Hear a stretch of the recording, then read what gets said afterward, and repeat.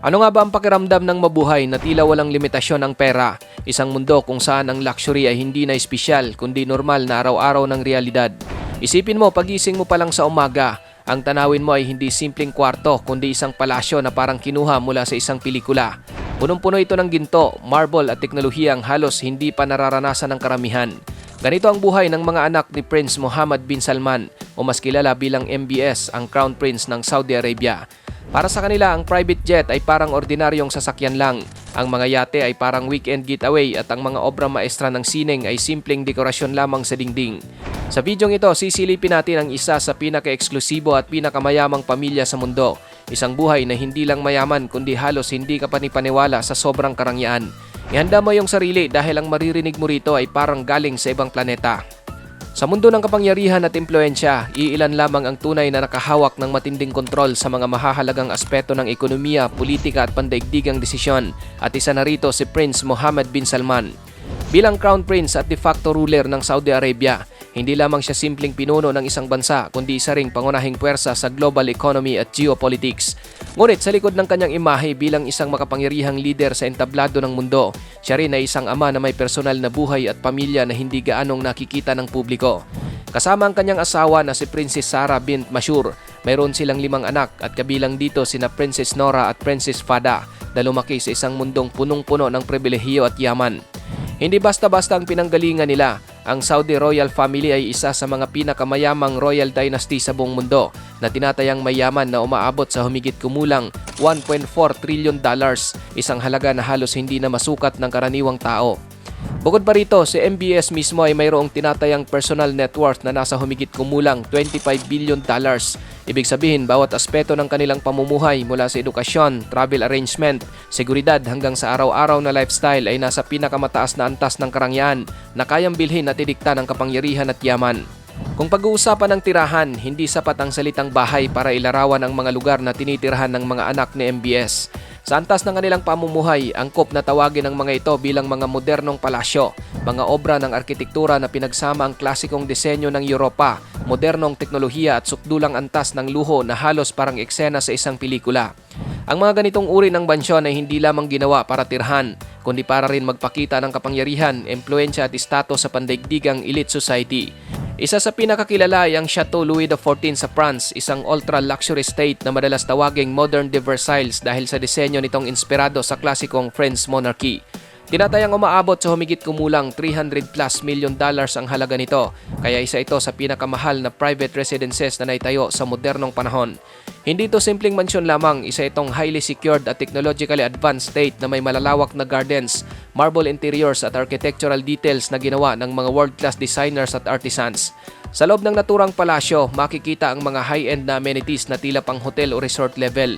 Kabilang dito ang automated fountains, isang napakalaking wine cellar, private cinema at isang underwater meditation chamber kung saan tila lumulutang ka sa ilalim ng dagat habang napapalibutan ng mga isda. Sa Saudi Arabia naman, naroon ang Al Yamama Palace at Erga Palace, mga estrukturang itinuturing na simbolo ng royal opulence at tradisyon ng kapangyarihan sa kaharian. Ang mga sahig ng palasyong ito ay gawa sa imported Italian marble, habang ang mga pader ay may detalyadong carvings na nagpapakita ng kombinasyon ng Islamic art at modernong luxury design.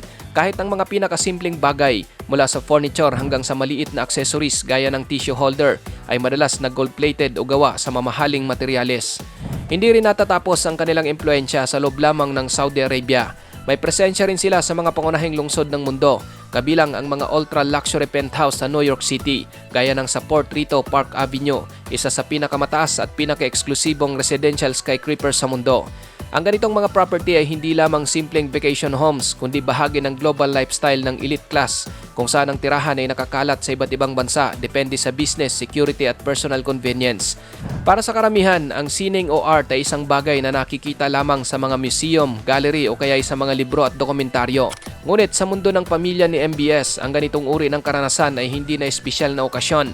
Ito ay bahagi na ng pang-araw-araw na kapaligiran na parang normal na dekorasyon lamang sa loob ng kanilang mga tirahan. Isang kilalang halimbawa nito ay ang obra na Salvator Mundi na inuugnay kay Leonardo da Vinci, isa sa pinakasikat at pinaka-maimpluwensyang pintor sa kasaysayan ng sining. Ang nasabing painting ay naibenta sa halagang humigit kumulang $450 million, kaya ito ang isa sa pinakamahal na artwork na naibenta kailanman sa modernong panahon. Ngunit sa ganitong antas ng yaman, ang ganitong obra ay hindi nakatago sa vault kundi nakadisplay lamang bilang bahagi ng interior design.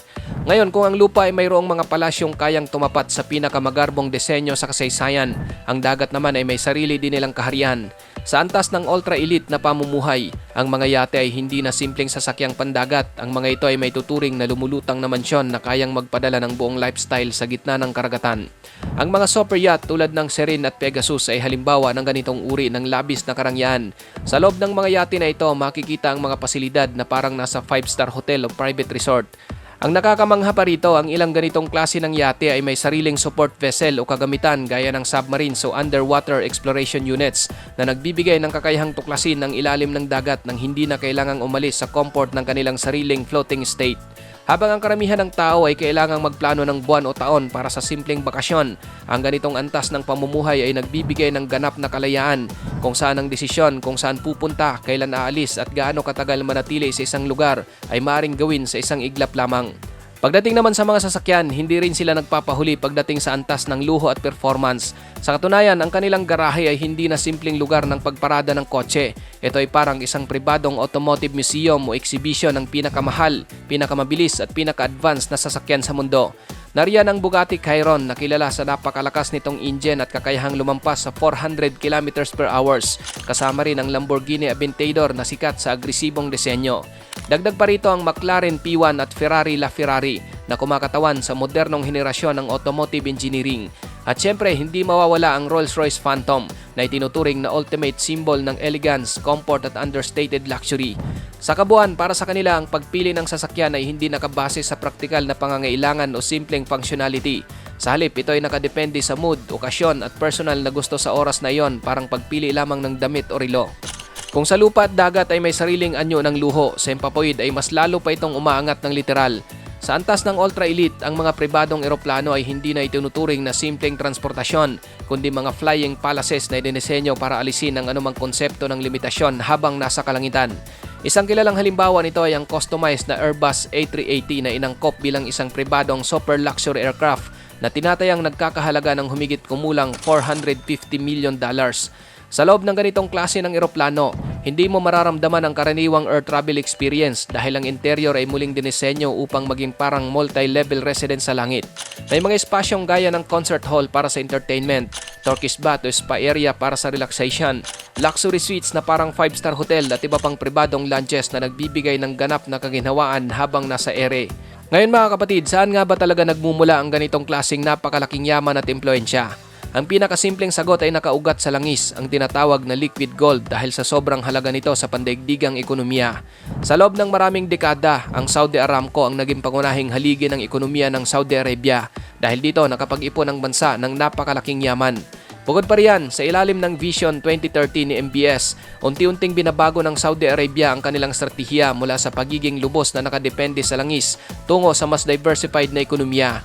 Ang layunin ay upang maghanda para sa hinaharap kung saan maaring bumaba ang demand ng langis dahil sa renewable energy. Sa ganitong paraan, sinusubukan nilang gawing mas sustainable ang kanilang economic power sa pangmatagalang panahon. Isa sa mga pangunahing instrumento nito ay ang Public Investment Fund.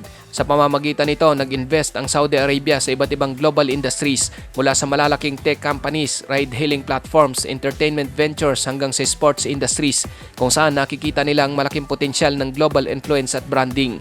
Sa halip na umasa lamang sa langis, ginagamit nila ang kita mula rito upang bumili ng bahagi ng mga industriya ng hinaharap. Ang layunin ng ganitong strategiya ay malinaw, siguraduhin na kahit bumaba ang demand sa langis, mananatili pa rin ang kanilang kayamanan. Habang ang karamihan ng tao ay abala sa pang-araw-araw na hamon gaya ng gastusin at trabaho, ang mga anak ni MBS ay humaharap sa isang ganap na magkaibang uri ng realidad. Ang kanilang mga desisyon ay hindi umiikot sa basic survival o convenience, kundi sa mga bagay tulad ng kung aling mansyon ang titirhan sa susunod na season, aling super yacht ang gagamitin para sa bakasyon, o kung aling bansa ang bibisitahin. Sa ganitong antas, ang buhay ay hindi na nakabatay sa pangangailangan, kundi sa pagpili sa pagitan ng iba't ibang anyo ng sobrang yaman at pribilehiyo. Sa huli mga kapatid, isang tanong ang maiiwan. Kung ikaw ang nasa posisyon nila, paano mo gagamitin ang ganitong klaseng kapangyarihan at kayamanan?